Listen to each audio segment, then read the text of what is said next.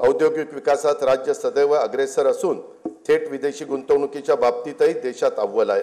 जानेवारी 2025 मध्ये दावोस येथे झालेल्या जागतिक आर्थिक परिषदेमध्ये राज्य शासनाद्वारे एकूण 56 कंपन्यांच्या सोबत सामंजस्य करार करण्यात आले।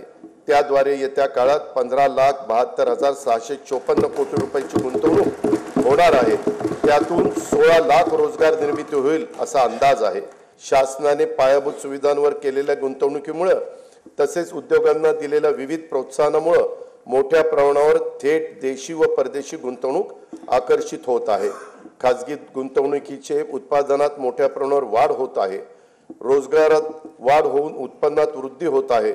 या व्यतिरिक्त शासनाच्या विविध योजनांचा लाभ लाभार्थींच्या बँक खात्यात थेट जमा करण्यात येत असल्याने क्रय शक्ती वाढली आहे।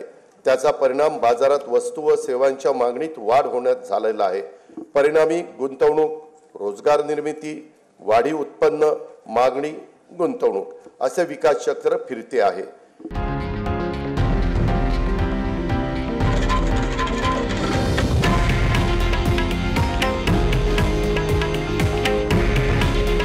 हे आहे देशातील नंबर 1 न्यूज नेटवर्क आणि आपण पाहत आहात TV9 मराठी।